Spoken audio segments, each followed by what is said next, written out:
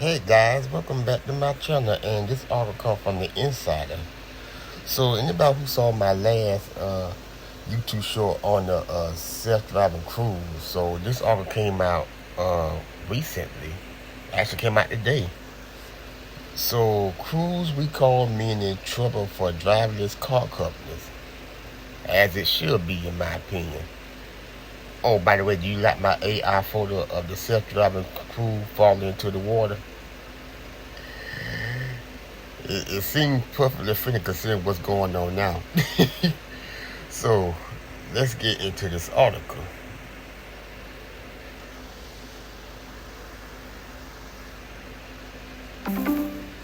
Cruise's recall means trouble for driverless car companies. The 11th of November, 2023, 5:07 a.m. ET. A cruise robotaxi in San Francisco. Anadolu agency Getty Images. Cruise recalled its entire driverless car fleet after they were banned in California following a fatality. Now other driverless car companies are facing questions over the safety of their vehicles. Unions claim all driverless cars are unsafe and called for investigations into Waymo and Beep. Cruise's robotaxi rollout in San Francisco has turned into a fiasco, with the driverless car firm facing growing questions over just how safe its vehicles really are. Cruise is already being investigated by the federal government and California regulators, and there are also calls for other companies testing driverless cars on public roads to be examined. In a letter to Transportation Secretary Pete Buttigieg, transportation unions called for investigations into other companies operating autonomous vehicles, such as Google-owned Waymo. Automated driving system-equipped vehicle operations are unsafe and untenable in their current form, the letter stated. This industry is in dire need of federal regulation and leadership to restore a modicum of safety and establish a realistic path for these vehicles to operate without threatening other road users. The unions argued that the growing presence of automated vehicles on public roads was putting workers at risk. They highlighted the chaotic and dangerous expansion of Cruise's robotaxi service in San Francisco, saying Cruise vehicles had blocked emergency responders and posed hazards to sanitation workers.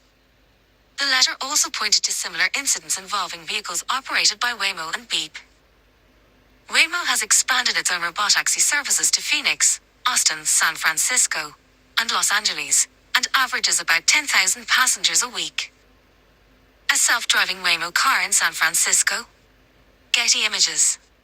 The sector now faces possibly its biggest challenge yet after Cruise recalled its entire fleet in the wake of a California ban. It was triggered by a grisly accident in which a pedestrian was dragged 20 feet under one of its driverless cars. Cruise's recall has sparked renewed scrutiny of the decision to allow the driverless car company and its rival Waymo to operate their robotaxi services in San Francisco 24/7. California State Sen. David Cortese has launched a public inquiry into the permitting process for autonomous vehicles in the state, and has suggested that regulations need to be tightened to prevent future accidents. We need clear regulations that keep pace with technology, creating innovation while protecting public safety, and addressing issues like sudden starts and stops, traffic blockage, and cooperation with our first responders on the road, he said. The industry now faces pressure to guarantee the safety of its vehicles, but the way Cruise's vehicles have struggled to adapt to driving in dense city environments is further evidence of how difficult it is to produce truly driverless vehicles that don't never human input. The robotaxis operated by the likes of Cruise and Waymo aspire to this level of autonomy, but can only drive themselves in certain circumstances and locations. Cruise has admitted that its vehicles require regular interventions from humans working in remote operation centers, and they still struggle to deal with rare events. Gavin Jackson, the boss of UK-based self-driving startup Oxa, previously told Insider that the key barrier to fully self-driving cars was the inability to collect enough data to train cars to deal with these kind of situations. There's only so much data that you can collect from physically driving around, he said. And the amount of data that you collect is nowhere near good enough, if you will, to cater for the near infinite things that could happen when you're out driving. Jackson said reaching this holy grail of driverless technology was a monumental challenge likely to take decades to achieve. The ultimate goal is to have software that has the experience, the knowledge, and the expertise to drive everywhere, he said. When it comes to generalized AI that can do that, We're so far away from that. Cruise and Waymo did not immediately respond to requests for comment from Insider. Now watch popular videos from Insider Inc. Well, y'all, there y'all have it. There you have it, y'all. And let me just say this before I end this video. Safety must be the number one priority in any vehicle that get created. You understand what I'm saying? And this should be common sense to the people who make this stuff too. Safety must be the priority, number one priority when it comes to create any vehicles.